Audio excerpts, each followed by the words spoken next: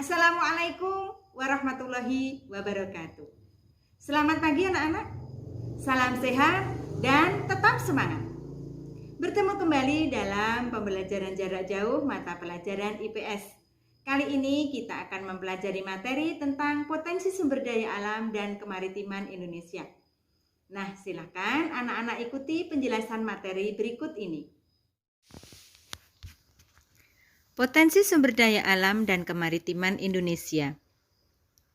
Tujuan pembelajaran: 1. Mengidentifikasi potensi hutan. 2. Mengidentifikasi potensi tambang. 3. Mengidentifikasi potensi kemaritiman Indonesia. Dijawab dulu ya anak-anak. Pernahkah kalian memperhatikan sumber daya alam yang ada di sekitar tempat tinggal kalian? Dimanfaatkan untuk apa saja? Oke, sudah ketemu ya. Hasil hutan seperti kayu untuk bahan membuat rumah, batu bara untuk bahan bakar dan pembangkit tenaga listrik. Hasil perikanan untuk dikonsumsi manusia sebagai lauk pauk. Hasil perkebunan sawit untuk diolah menjadi minyak sawit mentah atau CPO. Hasil pertanian untuk bahan makanan manusia dan lain-lain. Sumber daya alam adalah semua bahan yang ditemukan manusia dalam alam yang dapat dipakai untuk kepentingan hidupnya.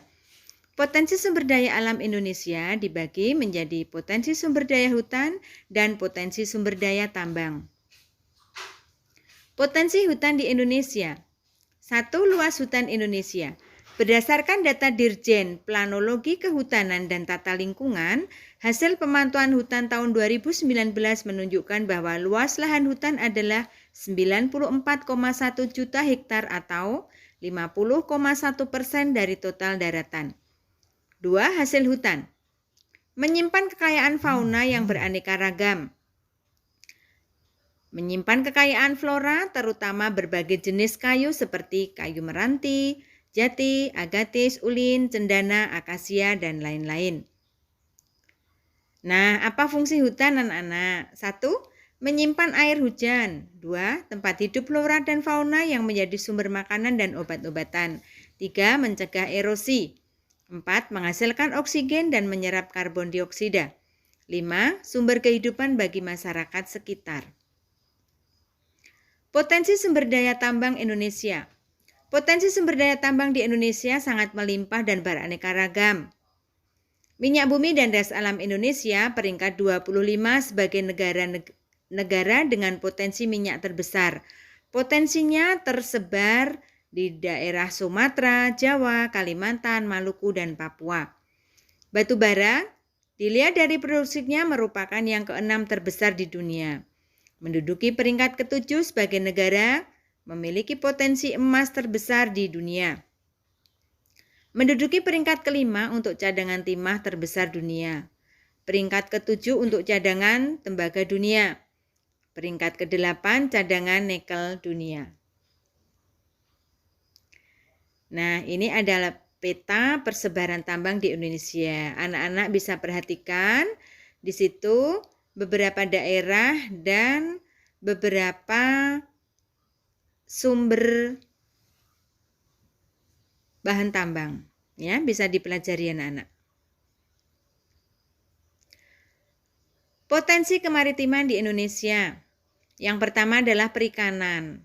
Nah, karena laut Indonesia ini mencakup 2/3 dari seluruh wilayah Indonesia, maka Indonesia memiliki banyak kekayaan sumber daya laut seperti perikanan, hutan mangrove, dan terumbu karang. Hutan mangrove. Luas hutan mangrove Indonesia mencapai sekitar 3 juta hektar yang tersebar di pesisir pantai pulau-pulau di Indonesia dan paling besar di Papua.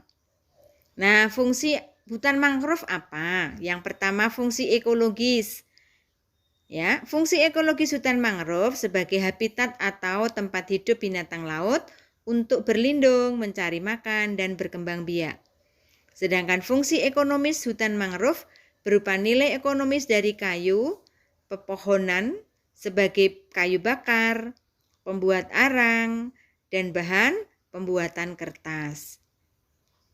Terumbu karang. Indonesia memiliki terumbu karang terluas di dunia dengan keanekaragaman hayati di dalamnya.